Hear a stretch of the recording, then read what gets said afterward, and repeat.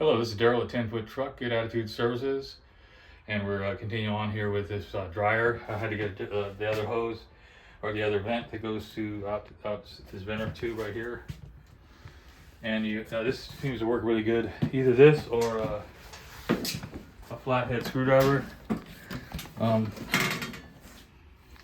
So see how you tighten? There's a little clip on here. I mean, a little screw on here. So you have these rings that go around and that hold it. You can use this. I can just use this little thing to go around it. Now, if you don't have one of these, use a flathead screwdriver, or this seems to work the best. And just get it so it's done. Tighten down. It doesn't go anywhere. Test it out. It's a very tight space, so these are hard sometimes to get in there.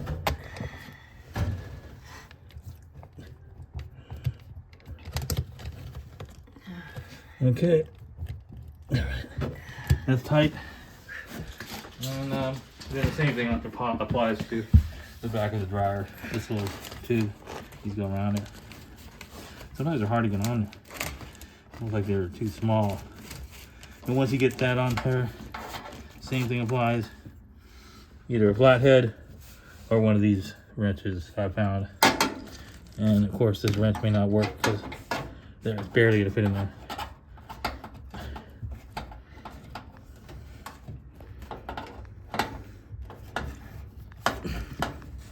Maybe this should go. I got an idea. Let's put that away. This doesn't leave a lot of space in here for tightening. So it's really kind of a challenge. Might have to use a screwdriver over there. And sometimes you have to use a flathead because even this one I might need a smaller flathead. That's kind of. I'm gonna have to use a smaller flathead for this, shorter. To work, he's gotta be real patient with it. Okay, let's see.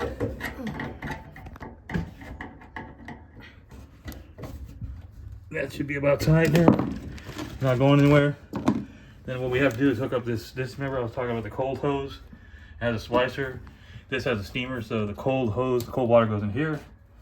So we'll have this hose. Turn it back a little bit.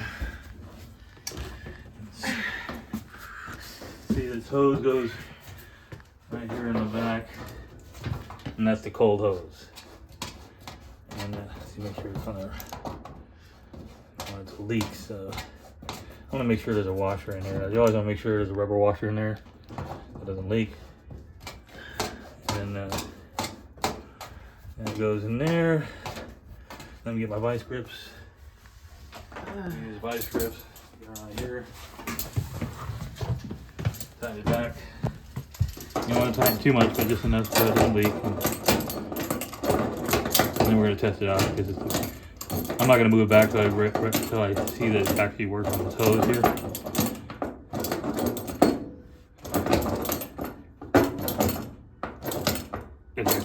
Now, I'm gonna plug it in. This is a new plug to have. On most of the new houses, they have the 4 prongs, and the old houses have the 3. And so make sure, because I've had problems with that before, where I brought a washer into a customer's house, and they had a updated 4 prong with an old 3 pronger. Now make sure you got the right one, and that plugs in as so. That flat. Make sure it's in there. Now we're just gonna test it out. I don't want to push it back yet. Let's see, I don't know if this here. Try to get away. So let's turn it on. Not to plug the washer in too. I wanted to wait for that hose to be installed. Now I'm gonna turn the water on and make sure it's not leaking. Is the machine turning on? Let's turn it on there.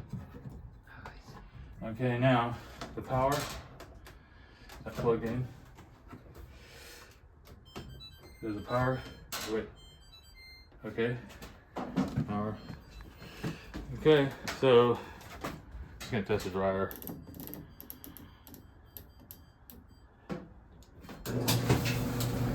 Now check the hose. Did it blow off? No. So the hose is going out, the electricity is working, and that's not leaking. Check that, see if that's leaking. No. So that one's working, and I'm gonna test a washer and put it on normal. Let's see, we're normal. Just want to make sure it's not leaking.